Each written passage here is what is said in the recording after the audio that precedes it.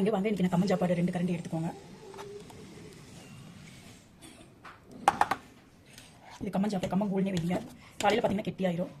இப்போ சூடாக இருக்கனால அப்படி இருக்கு.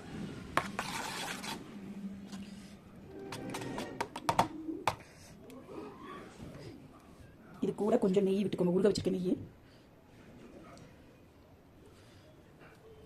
அது கூட கொஞ்சம் நாட்டு சக்கரை, வெல்லம் கூட எடுத்துக்கோங்க. இல்லை சக்கரை எடுத்துக்கோங்க. அது கூட 2 பனானா போட்டு பனைஞ்சு அப்படியே சாப்பிடணும். இருங்க, பனைஞ்சு கம்மியாக சூடாக இருக்கிறதுனால நம்ம கரண்டிலேயே பனைஞ்சு.